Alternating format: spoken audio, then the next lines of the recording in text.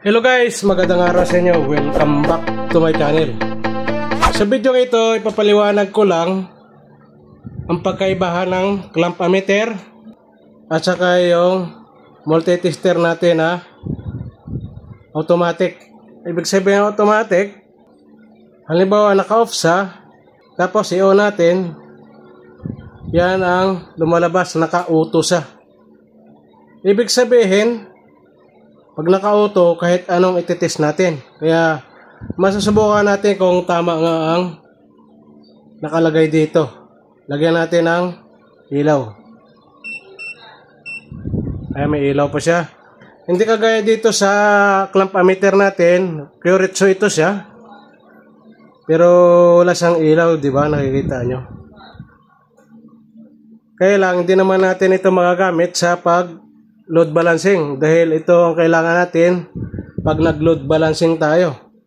Kailangan natin ng clamp ammeter lalo na pag naka 3-piece yung linya natin. Ngayon, susubukan natin sa battery. Ngayon, subukan natin guys kung marireading niya, kung mabasa niya.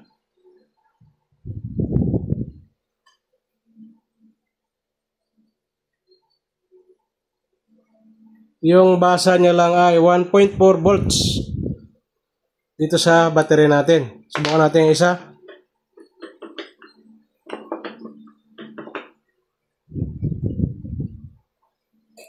.4 volts dito. Subukan natin sa clamp ammeter kung tama yung basa niya, yung reading niya. Kasi dito yung reading niya ay 1.4 volts lang. Dito sa clamp ammeter natin, subukan natin kung accurate.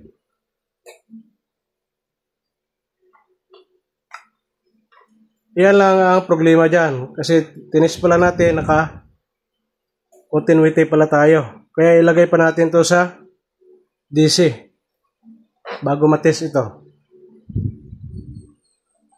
Yan ang reading niya dito, 1.5 volts dito sa battery na to. Ngayon, dito sa kabila, isa, pareho 1.5 volts. Kaya may diferensya yung reading pala nito. Kasi yung reading niya ay 1.4 volts lang.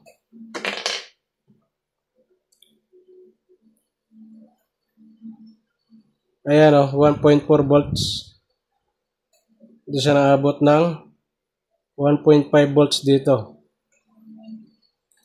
Ngayon, subukan natin sa guys, sa continuity. Ito yung may kable tayo dito.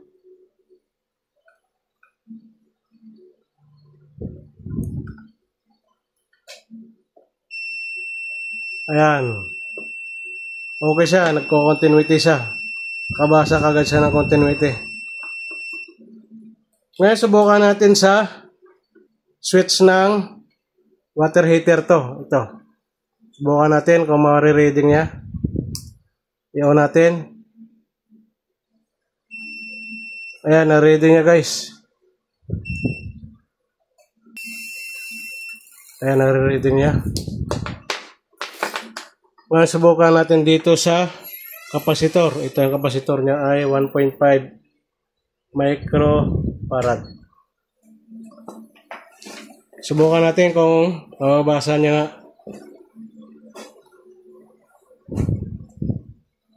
Ayan ang problema dito guys. Kasi nisilik natin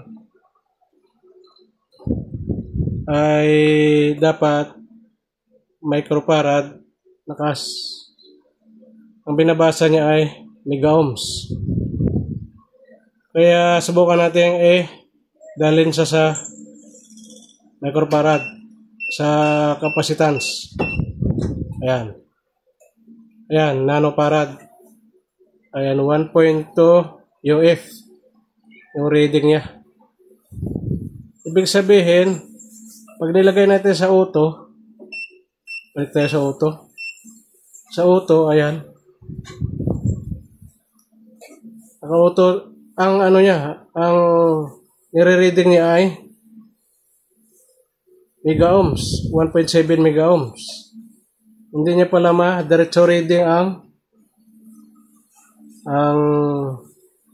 kapasitor. Pag naka-auto siya, kailangan dalhin mo pa sa capacitance. Ayan.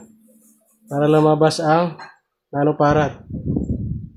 Ay 1.2 UF yung kapasitor na to. Ibig sabihin, defective na ito. Ngayon, subukan natin auto ulit. Sukatin natin sa voltahe kung marireading niya, guys. Ayan, nare-reading niya.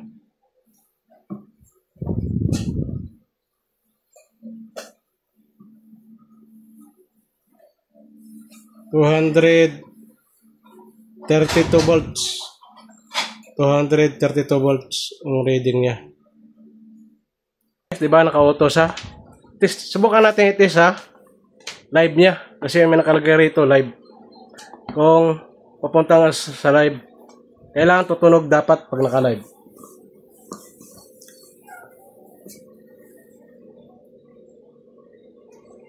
Wala. Ang nare-reading niya ay supply ng alternating current, yung AC. Ayan, 228 volts. Ngayon, isubukan natin i-select sa live. Dali natin sa live yung pointer niya. Dapat tutunog yan, dapat. Ayan, nag-alarm siya. Kahit isang probe ng tester yung natin, may ilaw. Hindi siya pumupunta rito pag naka-auto. Hindi siya pumupunta sa live. Ang isa namang probe, ayan, ibig sabihin live.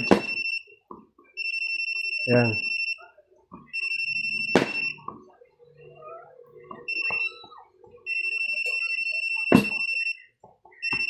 Na-live siya. Naka line to line. Naka line to line ito. Kasi puro tumutunog. Ayan ibig sabihin line to line yung supply dito. Kasi kahit saan itusok, tumutunog kaliwat kanan. Pero ang kagandahan lang nito, hindi siya masisira. Halimbawa nakasilik ka sa diode, isaksak mo siya rito, hindi siya masisira. Yan ang kagandahan nito. Naka-UF siya. Nakalagay pala sa capacitance. Lagay sa diode, hindi siya masisira. Kaya sa nakikita nyo, automatic lang niya na ma-reading. Pag naka-auto, ito yung DC volts, AC volts, ohms, at saka continuity. Pagdating dito sa hertz, capacitance, diode, NCB, live, hindi niya marireading. Kailangan mo pa dalhin dito ang pointer ng tester na to.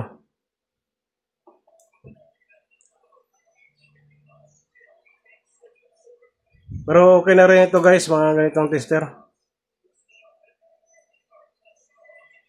Hindi ka masira. Kagaya nito, yung pagkaiba sa kilometer. Ang kilometer din, ito, kahit siya mo rin isaksak to, wala din problema. Hindi kagaya sa mga tester na yung tester na